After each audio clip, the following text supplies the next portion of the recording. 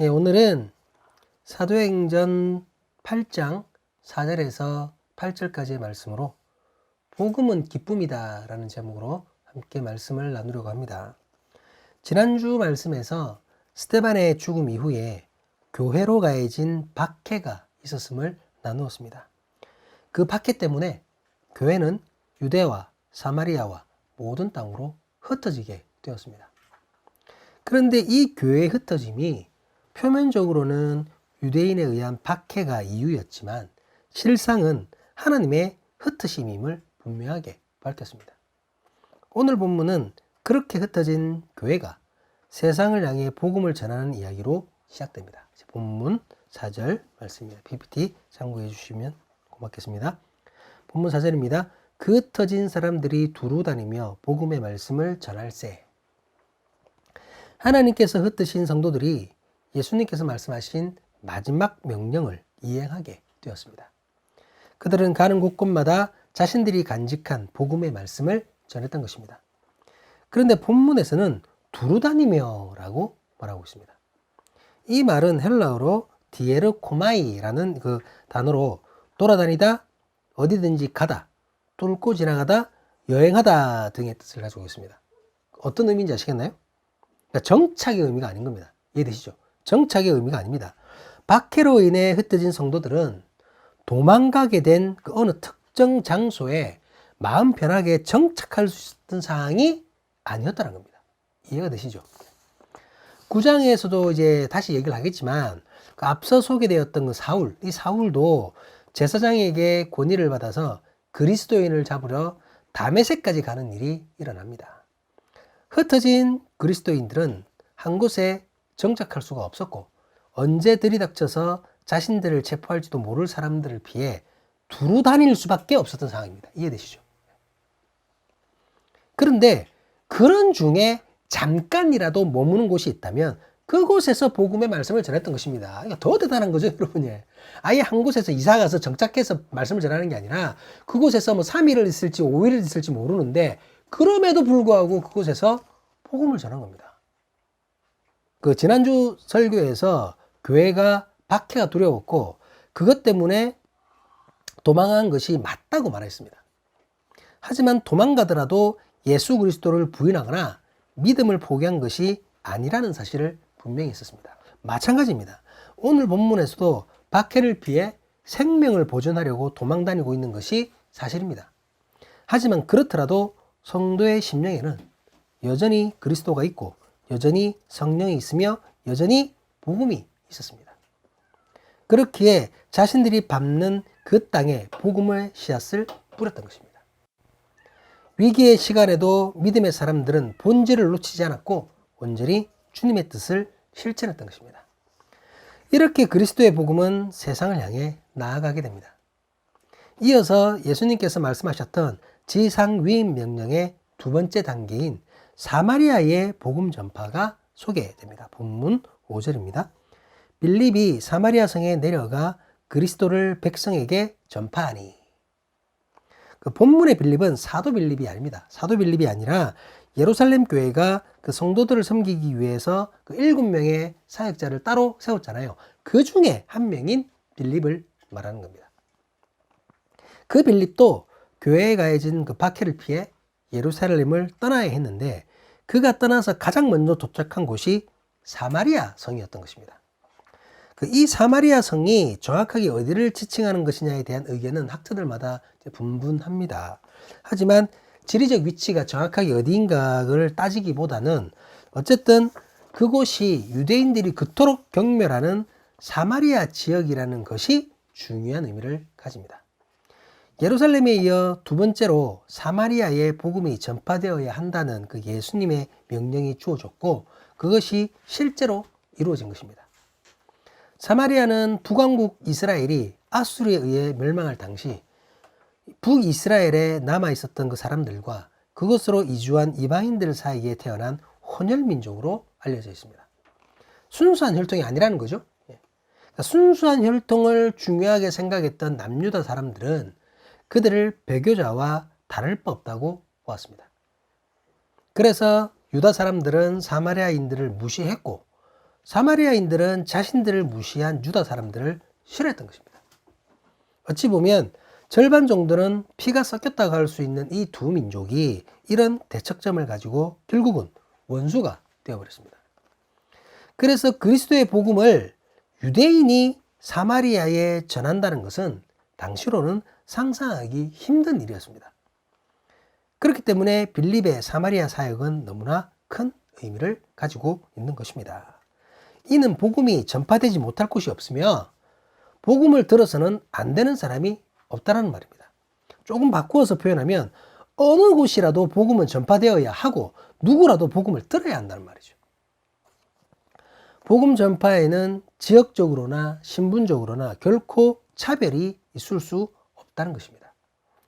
누구라도 그리스도인이 될 수 있습니다. 어떤 사람이라도 하나님의 아들을 마음으로 믿고 예수를 그리스도라고 입으로 시인한다면 그는 그리스도의 제자가 되는 것입니다. 빌립의 사마리아 사역은 참으로 놀라운 것이었습니다. 본문 6절입니다. 무리가 빌립의 말도 듣고 행하는 표적도 보고 한 마음으로 그가 하는 말을 따르더라.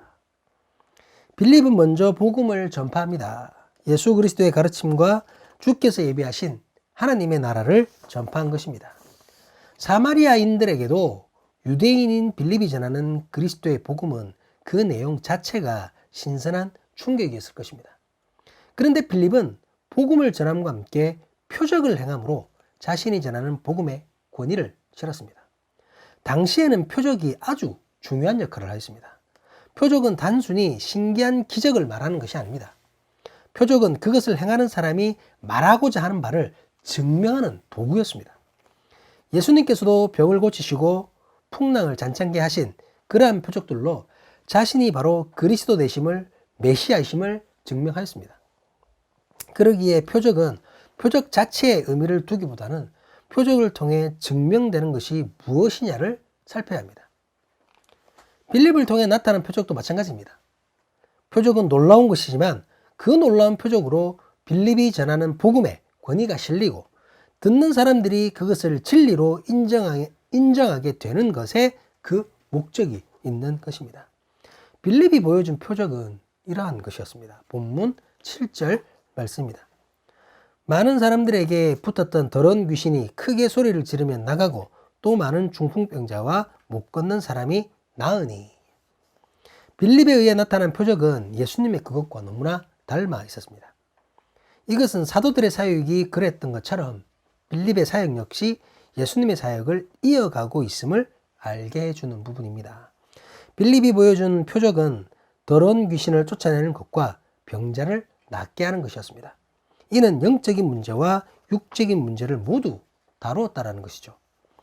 귀신에 의해 영혼이 속박된 자에게 그 해방을 주었고 병으로 인해 육체가 속박된 자에게 자유함을 준 것입니다.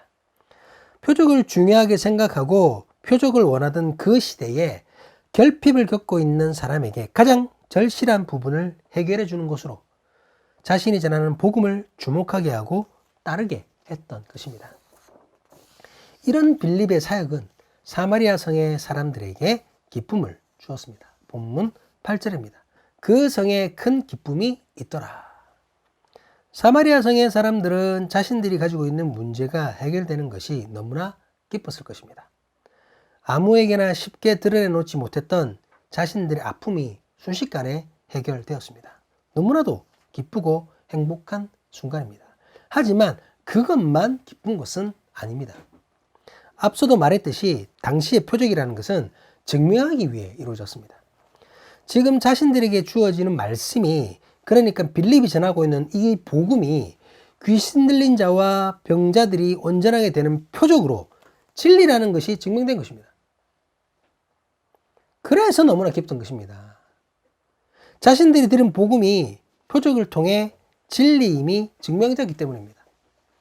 그 복음이 진리이기 때문에 이제 들은 복음의 가르침대로 예수 그리스도를 믿고 따르면 천국이 자신들에게 주어지는 것이 사실이기 때문에 기쁜 것입니다.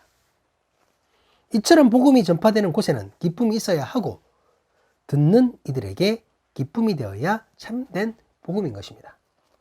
그런데 우리가 사도행전 2장에서 그 베드로의 설교를 듣는 유대인들이 마음에 찔렸었던 그 부분을 나누었습니다. 그 장면 기억나시죠? 그렇다면 이것은 유대인들이 복음을 잘못 들은 것입니까? 아닙니다. 이 또한 올바른 모습입니다. 죄인인 우리가 진린 복음을 처음 듣게 되면 찔리는 것이 정상적인 모습입니다. 복음을 제대로 들은 사람은 그 찔리는 마음이 정상이지만 그 찔리는 마음을 그대로 두지 않는다는 것입니다. 진리 안에서 찔리는 그 마음을 해결하려고 할 것입니다. 그래서 사도행전 2장에서도 마음으로 찔렸던 사람들이 앞으로 어떻게 해야 하는지를 베드로와 사도들에게 질문합니다. 그 질문에 베드로가 그들에게 이렇게 대답을 했었습니다. 사도행전 2장 38절 말씀을 같이 한번 보도록 하겠습니다. 베드로가 이르되 너희가 회개하여 각각 예수 그리스도의 이름으로 세례를 받고 죄 사함을 받으라. 그리하면 성령의 선물을 받으리니. 찔리는 마음을 뉘우침으로 승화시키고 하나님 앞에서 회개하라는 것입니다. 그리고 예수 그리스도의 이름으로 세례를 받음으로 죄 사함을 받고 성령의 선물도 받으라고 가르칩니다. 찔리는 마음을 회개하는 것으로 결국은 죄 사함의 기쁨을 누리게 되는 것입니다. 이 복음을 듣는 자들의 기쁨은 너무나도 중요한 믿음의 요소입니다. 그리스도의 복음을 듣고 그것을 진정으로 깨달은 사람에게는 기쁨이 있을 수밖에 없습니다. 하지만 안타깝게도 그 기쁨 때문에 머지않아 고난을 당해야 합니다. 그 기쁨 때문에 세속과 원수되어 살아야 합니다. 그 기쁨 때문에 많은 것을 포기해야만 합니다. 그 기쁨 때문에 사울과 같은 이들을 피해 도망 다녀야만 합니다. 하지만 이 기쁨이 크면 클수록 강한 확신으로 모든 고난을 감당할 수 있게 되는 것입니다. 사마리아 성에 복음으로 기쁨을 전했던 빌립은 정작 자신도 박해를 피해 예루살렘을 도망쳐 나온 상태입니다. 언제 자신을 잡으려는 사람들이 또 들이닥칠지 모르는 상황입니다. 그렇기에 항상 긴장하며 도망갈 준비를 해야 합니다. 그런데 그런 긴박한 중에도 그는 기뻤던 것입니다. 예수 그리스도의 이름 때문에 고난받고 숨어야 하고 도망 다녀야 하는 모든 것을 기쁨으로 감당했던 것입니다. 예수님께서 분명히 예수 그리스도의 이름 때문에 고난받는 자들은 하늘나라에서 주어지는 상급이 크다고 말씀하셨기 때문입니다. 그 말씀을 믿고 확신했기 때문입니다. 그렇기에 그는 도망자이면서도 기뻤고 자신이 진정으로 기뻤기 때문에 기쁨의 복음을 전할 수 있었던 것입니다. 사랑하는 사람이 교회 공동체 여러분, 지금도 함께 예배하는 예배 공동체 여러분, 복음은 기쁨입니다. 복음은 죽을 수밖에 없는 우리가 어떻게 생명에 이룰 수 있는지를 가르쳐주는 너무나도 좋은 소식입니다. 그렇기 때문에 복음은 기쁜 소식이며 기쁨 그 자체입니다. 우리는 복음을 들은 사람, 복음을 품은 사람으로서 우리 안에 온전히 기쁨을 간직해야 됩니다.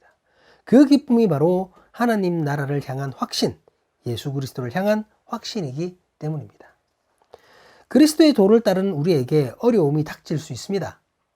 그 어려움을 감당하기 힘들어서 내가 도망가야 하는 신세가 될 수도 있습니다. 언제 다시 처하게 될지 모르는 어려움 때문에 두려운 마음이 들 수도 있습니다. 하지만 그럼에도 우리는 기뻐해야 합니다. 아니, 기뻐할 수 있습니다. 주님은 바울을 통해 분명하게 말씀하셨습니다. 로마서 8장 38절 39절 말씀입니다. 내가 확신하노니 사망이나 생명이나 천사들이나 권세자들이나 현재일이나 장래일이나 능력이나 높음이나 깊음이나 다른 어떤 피조물이라도 우리를 우리 주 그리스도 예수 안에 있는 하나님의 사랑에서 끊을 수 없느니라.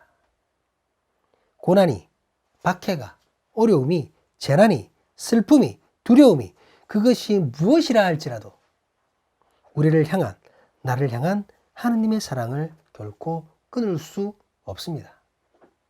이 사실을 믿고 확신하십니까? 이 믿음으로 우리는 어제도 기뻐했고 오늘도 기뻐하며 내일도 기뻐할 것입니다. 사랑하는 여러분, 2021년의 마지막 달을 살아간 오늘, 코로나는 여전히 우리를 불안하게 하고 있습니다. 코로나의 여파로 경제적으로도 어려움이 있습니다. 사람들을 만나는 것조차 자제해야 합니다. 곳곳에서 위험이 도사리고 있습니다. 하지만 그럼에도 우리를 향한 하나님의 사랑은 끊어지지 않습니다. 그 무엇도 끊을 수 없습니다. 이 놀라운 복음을 믿으십니까? 그렇다면 그 믿음으로 어려움 중에도 기뻐할 수 있는 우리이길 주님의 이름으로 간절히 기도합니다. 우리에게 복음의 확신을 주시어 흔들리지 않는 믿음으로 세상이 기이 여기는 기쁨을 드러낼 수 있기를, 그런 우리가 될 수 있기를 주님의 이름으로 간절히 간구합니다. 기도하시겠습니다.